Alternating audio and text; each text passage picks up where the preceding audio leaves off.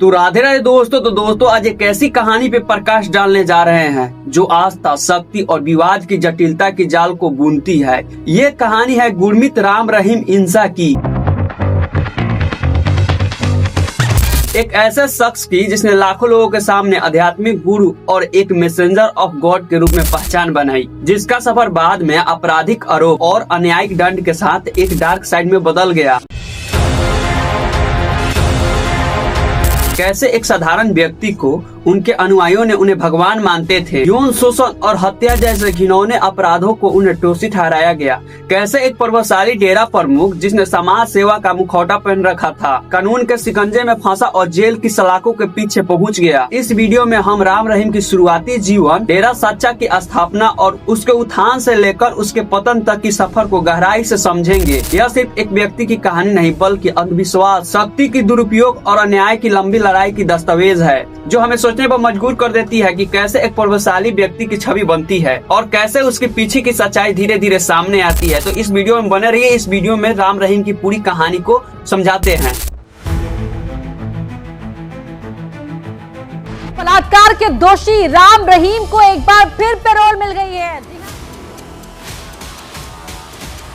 डेरा सच्चा सौदे, जिसकी जड़ें 1948 में हरियाणा के सिरसा में स्थापित हुई, एक सामाजिक संगठन है जिसने सामाजिक कल्याण की कार्यों से लाखों लोगों को अपनी ओर आकर्षित किया। इसकी स्थापना 29 अप्रैल 1948 के संत शाह मस्तान महाराज के द्वारा एक आध्यात्मिक शिक्षा के केंद्र के रूप में की गई। यह मस्ताना जी लोगों को परमात्मा से जोड़े और मानवता के मूल्यों को स्थापित करने और मोक्ष का मार्ग प्रदर्शन करने के लिए ये शुरुआत की थी। डेरा सच्चा सौदा का शाब्दिक अर्थ जहाँ सच्चे ईश्वर का वचन और ध्यान की विधि सिखाई जाती है। शाह मस्ताना महाराज के बाद शाह सतनाम महाराज ने डेरा को संभाला और फिर 1990 में उन्होंने गुरमीत सिंह को डेरा की गद्दी सौंप दी और गुरमीत राम रहीम नाम अपनाया। गुरमीत राम रहीम की कार्यकाल में डेरा का बहुत ज्यादा प्रचार हुआ और उनके अनुयायियों की संख्या में लाखों गुना वृद्धि हुई। लाखों की संख्या में अनुयायियों के साथ सिर्फ डेरा का प्रभाव सिर्फ आध्यात्मिक नहीं, बल्कि राजनीतिक, सामाजिक और आर्थिक क्षेत्र में भी फैला। डेरा सच्चा सौदा ने विभिन्न धर्मों की शिक्षाओं, सिद्धांत को अपनाते हुए और सामाजिक सेवा और धार्मिक ज्ञान बांटने का काम किया। इनके अनुयायियों में हिंदू, सिख और अन्य पिछड़े लोग भी शामिल थे। डेरा ने रक्तदान शिविर, स्वास्थ्य अभियान और नेत्र जैसे कई सामाजिक कार्यों का भी आयोजन किया, जिसने समाज में उनकी सकारात्मक छवि बनने में मदद की। गुरमीत राम रहीम ने अपनी फिल्म के माध्यम से एक रॉक स्टार बनने की अवतार लिया, जिसमें उनकी लोकप्रियता और बढ़ी। यही डेरा की शक्ति और प्रभाव था जिसने बाद में उनके प्रमुख द्वारा किए गए कार्यों का आधार बनाया। समाज सेवा का ये मुखौटा कितना गहरा था और उसके पीछे क्या छिपा था, ये जानने के लिए हम विवाद के उदयों को समझते हैं। राम रहीम पर लगे शुरुआती आरोप गुमनामी से धीरे धीरे सार्वजनिक आने लगे, जिसने उनकी भगवान जैसी छवि को चुनौती देना शुरू कर दिया। यह आरोप मुख्य रूप से यौन शोषण और हत्या से संबंधित था। सबसे पहला आरोप यौन शोषण का था, जब 2002 में डेरा के एक सौधी ने तत्कालीन प्रधानमंत्री अटल बिहारी वाजपेयी के पास एक गुमनाम पत्र लिखा। इस पत्र में साध्वी ने आरोप लगाया कि राम रहीम और अन्य साध्वियों के साथ यौन शोषण किया। यह पत्र पंजाब और हरियाणा के उच्च न्यायालयों में पहुंचा और सीबीआई की जांच का निर्देश दिया। ये घटना अन्याय की तलाश में एक प्रमुख मोड़ थी। इसी बीच डेरा के भीतर रहस्यामी गतिविधियों पर पत्रकार रामचंद्र छत्रपति ने अपनी स्थानीय अखबार पूरा सच में कई लेख प्रकाशित किया। छत्रपति ने साध्वी का गुमनाम पत्र और डेरा के अंदर चल रही सादगियों की गतिविधियों को उजागर किया। 24 अक्टूबर 2002 को रामचंद्र छत्रपति को गोली मारकर हत्या कर दी गई। इस हत्या के बाद डेरा के अंदर के अंधकार सच्चाई को और भी उजागर कर दिया और मामले को एक नया आयाम दिया। सीबीआई ने इस हत्या की भी जांच की, जिसमें राम रहीम का मुख्य साजिशकर्ता पाया गया। इस आरोप ने राम रहीम की भगवान की छवि को चुनौती देना शुरू कर दिया। यह घटना बताती है कि कैसे सत्ता और अंधविश्वास का मिश्रण समाज के कैसे कमजोर वर्ग की फायदा उठा सकता है और जब तक कोई आवाज उठाने की हिम्मत नहीं करता है, तब तक सच्चाई दबी रहती है। यह उस मोड़ की शुरुआत थी जहां से अन्याय की तलाश शुरू हुई और एक गुरु का काला अध्याय लोगों के सामने आने लगा।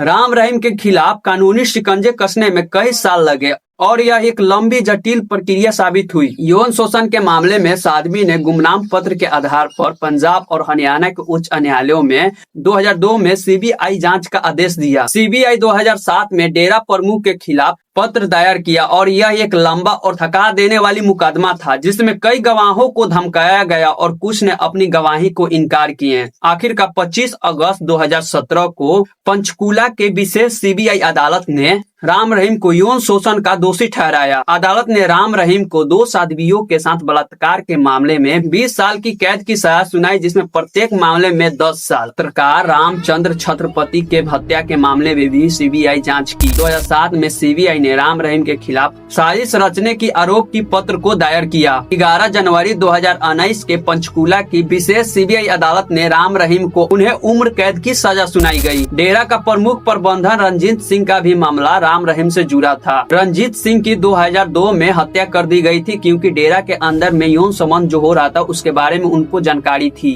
8 अक्टूबर 2021 में भी राम रहीम को इस मामले में दोषी ठहराया गया और आजीवन कारावास की सजा सुनाई गई। इस मामले में सीबीआई जांच, गवाहों के बयान और विभिन्न अदालत फैसलों के कानूनी जटिलता के विवाद को उजागर किया। अन्याय की राय में कई बाधाएं आई, जिसमें गवाहों को धमकाना और सबूत को मिटाने में बहुत कोशिश की गई, लेकिन अंत में सत्य की ही जीत हुई। ये फैसलों ने यह साबित किया कि कोई भी व्यक्ति कानून के ऊपर नहीं है, भले उनका कितना भी अनुयायी हो और कितना भी प्रभाव। 25 अगस्त 2017 का दिन भारत के इतिहास में एक काला अध्याय बन गया। जब राम रहीम को यौन शोषण के मामले में दोषी ठहराया गया तो इस फैसले के बाद पंचकूला और हरियाणा के कई अन्यायों में हिंसा फैलने लगा। सच्चा सौदा की लाखों अनुयायियों जो पंचकूला में जमा थे, फैसलों के विरोध में आगजनी तौर पुलिस कर्मियों पर हमला करना शुरू किया। पंचकूला की सड़कें युद्ध की मामले में बदल गयी। वाहनों, सरकारी इमारतों और निजी संपत्तियों को आग के हवाले कर दिया गया और इस मामले में 38 लोगों की मौत हुई और 250 से अधिक लोगों ने घायल हुए। सार्वजनिक और निजी संपत्ति को करोड़ों रुपयों का नुकसान हुआ। डेरा समर्थकों ने पुलिस कर्मी और मीडिया वालों पर भी हमला किया, जिसमें स्थिति और बिगड़ गई। हिंसा पंचकूला से शुरू होकर सिरसा और अन्य पड़ोसी राज्यों में कुछ हिस्सों तक फैल गई, जिसमें जनजीवन पूरी तरह से तहस नहस हो गया। इस घटना ने कानूनी व्यवस्था के लिए एक गंभीर चुनौती खड़ी कर दी।